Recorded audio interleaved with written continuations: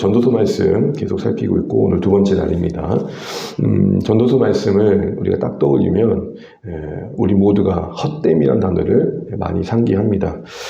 전도서가 그러나 결국 말하고자 하는 것은 허무와 그 헛됨 그 자체를 이겨내자라는 것입니다. 우리가 어제 봤던 것처럼 전도서에 등장하는 전도자, 소위 코엘렛이 제기하는 중요한 하도 중에 하나는 헛된 것들 가운데 헛됨, 헛된 것들 가운데 헛됨, 모든 것이 헛되다. 우리의 인생사, 우리의 존재 포함하여 우리가 하는 모든 것들이 그 헛됨에 기속된다라는 것이죠. 번역상 그 헛됨이라는 단어는 사실은 조금 더 그 원어의 의미를 충분히 담아내지 못한 점에서 다시 생각해 볼 필요가 있음을 말씀드렸습니다. 그 원래의 단어는 헤벨인데 다른 표현을 말하자면 그 표현을 그대로 살리자면 붙잡을 수 없는 바람, 곧 징발해버리고 마는 수증기와 이슬, 그리고 한숨, 이런 의미입니다. 두 가지를 강조합니다. 짧고 유한하다. 두 번째는 붙잡을 수 없고 예측할 수 없다는 점에서 수수께끼와 같고 신비롭다라는 의미를 담고 있는 것이죠. 근데 이것이 자칫 이런 인생의 현실이 자칫 거기에 몰입되다 보면 짧고 유한하니 무슨 의미가 있어로 흘러갈 수밖에 없고 그리고 어차피 곧 사라질 건데 우리가 뭐 의미를 부여하겠어 라는 어떤 허무로 흘러가기 쉽다는 겁니다. 그러니 우리가 갖고 있던 유한함이 허무로 종결짓지 않도록 우린 인생을 바르게 이해할 필요가 있다. 이게 이제 전도서가 하고자 하는 말입니다. 그래서 두 가지를 합니다. 전도사는 계속해서 우리의 유한함을 일깨워줍니다. 우리의 한계를 일깨워줍니다. 우리의 인간의 존재의 현실을 직시하도록 계속 돕습니다. 그러나 그것은 결론을 허무로 맺기 위함이 아닙니다. 그러니 아무렇게나 살고 그러니 크게 관심 갖지 말고 그냥 자신의 삶 속에서 즐길것 즐겨라 뭐 이렇게 얘기하고자 하는 것이 아닙니다. 그 진실을 바르게 이해하고 그 헛됨으로 자칫 흘러갈 수 있는 인간의 존재를 하나님과의 관계 속에서 참됨으로 채워가며 누리는 삶을 살아가면 좋겠다라고 말하는 것이죠. 짧고 그러기에 허무할 수밖에 없는 우리의 인생을 다시 한번 바르게 인식하고 짧기 때문에 더 귀하게 여기자는 겁니다. 여러분 같은 말도 틀리잖아요. 짧으니까 곧 사라질 거니까 별거 아니야. 이게 보통 우리가 흘러가는 방향인데 전도자는 오히려 짧고 유한하기 때문에 그 허락하신 하루하루를 귀하게 여기자, 누리자 이런 개념으로 지금 우리 인생사를 이끌어가고 있는 것입니다. 자, 이걸 염두하고 오늘 이어지는 이제 내용들을 보게 되면요. 3절에 어제 봤던 것처럼 전도자는 큰 문제 제기를 하나 하죠. 그런 헛됨들 속에 헤벨의 세상 속에서 해 아래 사는 우리의 수고를 가만히 보면 결국 결론에 가서 얻고자 하는 게 뭐냐. 이건 또 두 가지를 말하는 겁니다. 다들 끝에 가면 허무하다 그러는데 결국 그러면 진정한 보람은 뭐겠니? 이런 두 가지를 이야기하고 있는 겁니다. 이런 어떤 허무가 흘러갈 수밖에 없는 인생사를 그렇게 허무로만 바라보는 그런 어떤 이면의 세계관을 오늘 4절에서 11절까지 전도자는 어떤 시로 소개하고 있습니다. 사람들이 왜 그렇게 그 유한한 인생을 허무로 끌고 가는가 봤더니 4절과 11절에 그 어떤 시로서 그들의 세계관을 드러내고 있고 어떻게 해야 되느냐까지 어떤 그 의도를 담고 표현하고 있는 걸 보게 됩니다. 먼저 여러분 4절을 보시면 한 세대는 가고 한 세대는 오되 주목해야 할 표현이 가고 옵니다. 가고 오다. 가고 오다. 가다라는 것은 죽음의 완곡한 표현입니다. 오다라는 것은 태어남, 새로운 생명의 시작을 말합니다. 이 땅의 존재는 세대와 세대를 이어가지만 개별적 존재로 보면 잠시 있다 사라지는 거죠. 그렇죠. 우리가 인생이 계속해서 역사 속에서 여러 사람들이 오고 가지만 한 사람의 입장에서 본다면 그냥 잠시 있다 사라지는 겁니다. 그런데 상대적으로 땅은, 세상을 상징합니다. 세상은 어떻죠? 유구하죠. 상대적으로 세상은 여전히 그대로 있습니다. 제가 어제 월요일인가요? 그 신불산 근처 잠깐 가서 산책을 하는데 낙엽을 좀 밟으면서 이런 생각이 들었습니다. 누군가 수고 없는 사람들이 여기를 밟고 지나갔겠지? 나도 잠시 밟고 지나가는 것뿐이고. 그런 산은 늘 그대로예요. 영원한 것만큼이나 넉넉함을 가지고 수많은 사람들을 받아주는 산의 모습을 생각해 보면서 야, 참 자연은 수많은 사람들이 오고 가면서 지켜보고 있구나. 생각했습니다. 내가 산을 보고 있는 게 아니라 산이 나를 보고 있구나 하는 생각들을 그 시간의 개념 속에서 해볼 수 있었습니다. 딱 그 표현을 하는 겁니다. 우리는 오고 가지만 자연은 우리가 지금 무대처럼 여기는 이 세상은 여전히 변함없이 그대로야. 이 말은 뭘 말할까요? 인생의 유한함을 다시 한번 상기시켜주고 있습니다. 이 표현은 11절에도 반복됩니다. 11절 보실까요? 11절에 이전 세대들이 기억됨이 없으니 장래 세대도 그 세대들과 함께 기억됨이 없으리라. 잊혀짐을 말하고 있죠. 여러분, 우리가 보통 시간이 흐르고 나면 그 시간이 우리를 지웁니다. 우리가 보통 역사에 남으리라 하지만 사실 그거 몇몇 분들이고 보통의 사람들은 다 시간 속에서 사라집니다. 같은 시대에 함께 있던 사람들의 기억 속에 남아있을지 모르지만 그것도 쫓아 지나가고 가면 그 기억 속 사라집니다. 보세요. 4절과 11절이 이 인간의 유한함을 말합니다. 근데 이 유한함 속에서 가만히 보니까 허물을 헐서밖에 수 없는 것은 유한하기도 한데 그냥 그 수많은 어떤 반복 속에 일부 정도로 여겨진다는 겁니다. 한마디로 순환이라는 주제 속에서 이 인간의 유한은 그 어떤 의미도 발견할 수 없다는 겁니다. 다시요. 이 유한함이 순환의 개념에서 보면은 의미가 없다는 겁니다. 순환은 뭐죠? 계속 반복되는 겁니다. 그 의미를 오늘 해와 바람과 강물로 표현합니다. 같은 표현을 여러 번 반복하고 있다고 보시면 됩니다. 앞서 가고 온다 그랬지 않습니까? 인간은 그렇게 가고 오며 반복하듯이 자연도 가고 옴을 반복합니다. 물론 그 반복은 다릅니다. 인간은 사라지는 거지만 자연은 그 자연 그대로 계속 순환하는 거죠. 그래서 5절을 보십시오, 여러분. 해는 뜨고 집니다. 그리고 그 떴던 곳으로 빨리 돌아갑니다. 무슨 말이죠? 오늘의 해는 어제 해와 다르지 않습니다. 여전히 뜨고 여전히 지되 다시 돌아가서 거기서 다시 떠오릅니다. 반복되는 거 이해되시죠? 바람도 마찬가지입니다. 바람도 남쪽에서 불다가 북쪽에서 다시 돌이켰다가 이리저리 돌긴 하지만 불던 곳에서 다시 불기를 시작합니다. 강물은요, 7절을 보십시오. 흐릅니다. 바다로 흘러가는 것 같지만 바다를 못 채웁니다. 이유는 뭐죠? 다시 흘러가 원래 흘렀던 곳으로 흘러가기 때문입니다. 왜요? 여기는 가학의 원리가 있지 않지만 증발하기 때문이죠. 여기서 보게 되면 흐르다라는 말, 어느 곳으로 흐르든지 그리로 연하여 흐른다 할 때 끝에 있는 흐르다는 것은 되돌아가다는 의미거든요. 그러니까 강물이 바다로 흘러가긴 하지만 다시 되돌아가 원래 흘렀던 곳으로 다시 흘러간다라고 얘기하는 겁니다. 공통점이 뭐죠? 해나 바람이나 강물이나 계속 순환합니다. 이건 어쩌면 자연의 질서이기도 합니다. 그런데 이 순환을 바라보고 있는 전도자의 또 당시의 인생들의 오늘 우리의 인생들의 시선을 보십시오. 8절 같이 한번 읽겠습니다. 모든 만물이 피고다는 것을 사람이 말로 다 할 수 없나니 눈은 보아도 족함이 없고 기름 들어도 가득 차지 아니하도다. 이런 유한함 속에 우리가 허물로 흘러가는 이유 중에 하나는 인생을 단순한 순환으로만 이해한다는 측면에서 그럴 수 있다는 겁니다. 그거를 자연을 빌려와서 이야기하고 있는데요. 그렇게 볼 수 있는 이유가 8절 상반절에 있습니다. 여기서의 모든 만물이라는 것은 앞서 말했던 해와 바람과 강물이 끊임없이 이렇게 자기의 질서를 따라서 순환하는 것을 봅니다. 근데 그거를 피곤하다고 봅니다. 여기서 여러분 이입이 감정이입이 된 거예요. 여러분 이건 시입니다. 시.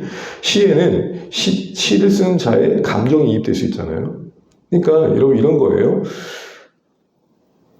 새가 아침에 예쁘게 울어요. 이렇게 짖어대요. 짹짹짹짹. 근데 누군가는 이렇게 표현해요. 너도 많이 슬픈가 보구나. 그럼 새가 진짜 슬픈 겁니까? 아니면 그 자신의 슬픈 감정에 새에 이입시킨 겁니까? 자연을 봅니다. 물이 흘러갑니다. 너는 흐르고 또 흐르고 또 흐르는구나. 참 고되겠다. 어떤 감정이 이입된 거죠? 나는 오늘도 이 일을 계속 반복해야 돼. 너도 다를 바가 아니군. 물은 그냥 흐르는 거예요. 해는 그냥 뜨는 거고요. 근데 거기에 어떤 감정을 넣어요? 우리의 반복된 고단한 일상을 거기서 느끼는 겁니다.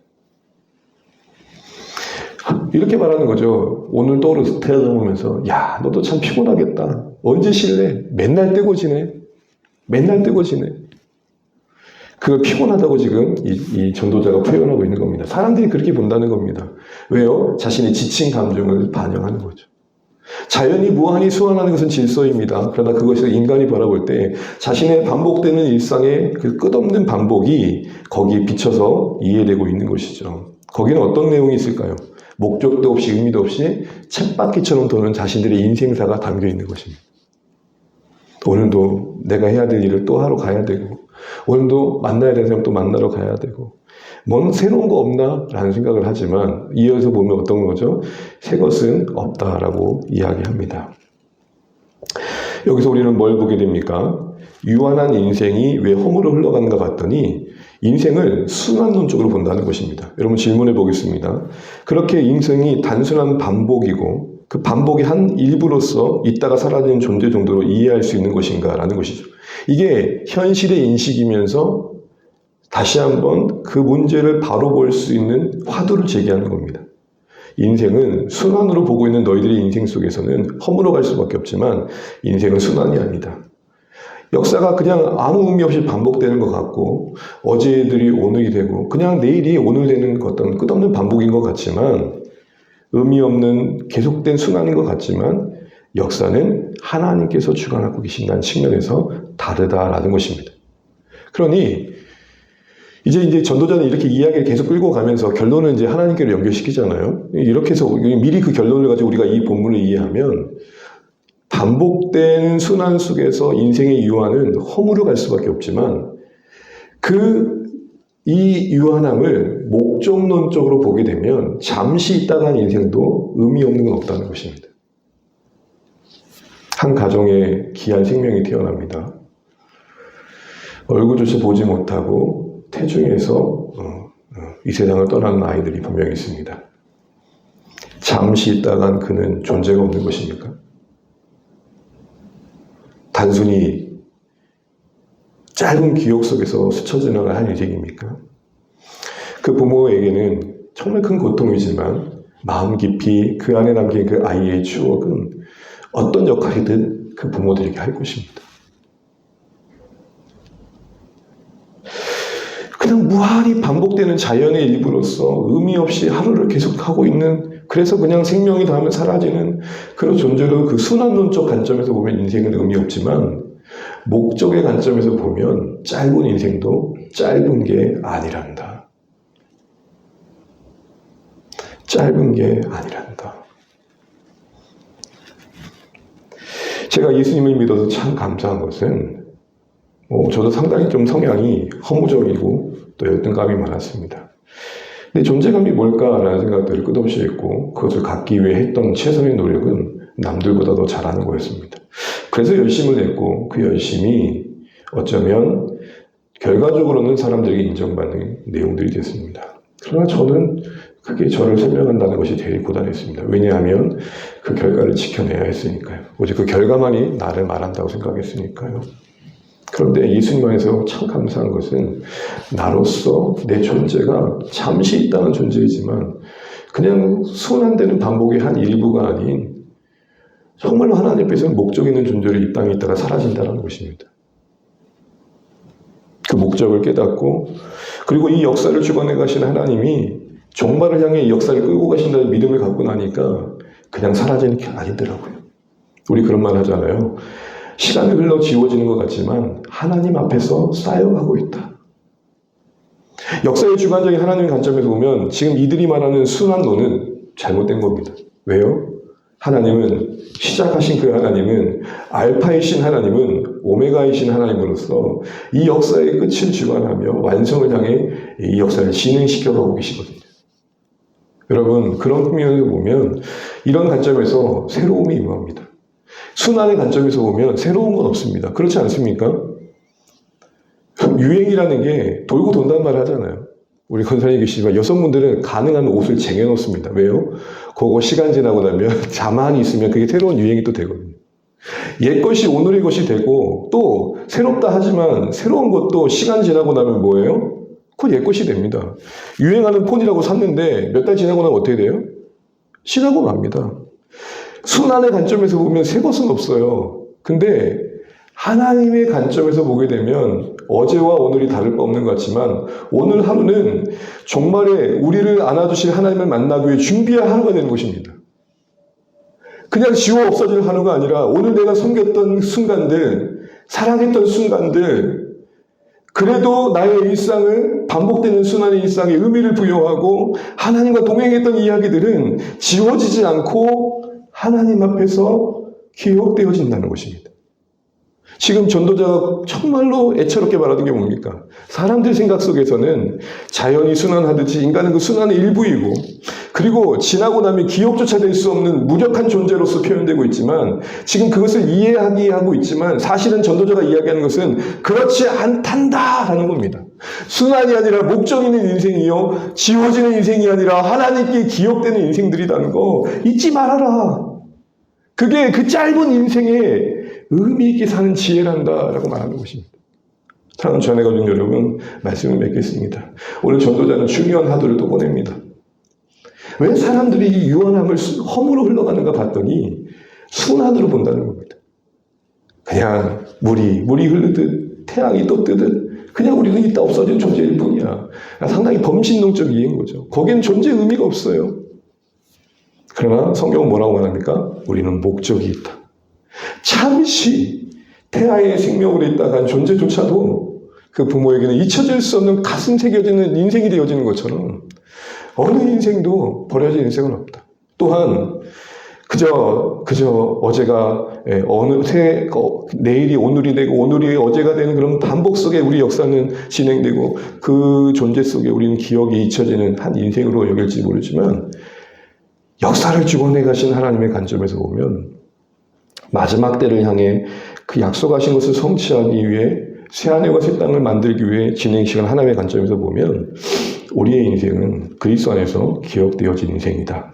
그 얘기를 하고 있는 것입니다. 사랑하는 전의 가족 여러분, 하나님을 안다는 건 목적이 있음을 아는 것입니다. 하나님을 안다는 건 종말에 그 모든 것을 심판하시고 모든 것을 이루실 완성하실 하나님의 주권을 신뢰한다는 것입니다. 이런 관점에서 보면 단순한 순환과 반복으로 인생을 이해하는 이들의 인생관이 얼마나 허무한지를 우리가 알게 됩니다. 오늘 하루 또 반복해야 할 하루지만 해가 어제 뜨고 어제도 해가 뜨고 지는 그런 하루를 여기지 마십시오. 하나님이 기억하실 하루입니다. 또한 목적이 있어 태어나 살아내는 하루입니다. 오늘도 신자답게 우리가 그리스도 안에서 발견한 우리를 그리스도 안에서 새롭게 빚으신 새로운 피조물답게 세상은 뭐 새로운 거 없나를 구하고 있지만 우리는 이미 우리가 새로워져서 세상을 새롭게 보는 자로 서 있음을 잊지 마시고 오늘도 이 귀한 생명 사랑으로 섬김으로 수고로 채우셔서 하나님께 기억될 하루를 만들어 가시면 좋겠습니다. 그게 유한한 인생이 헛됨으로 흘러가지 않은 지혜다 이렇게 말하고 있는 것입니다. 오늘 우리에게 준 오늘을 사랑하시고 누리시고 또 감사하시면서 하나님이 기뻐하실 목적을 따라서 살아내시는 복된 하루 되시기를 주님의 이름으로 축복합니다. 기도하겠습니다.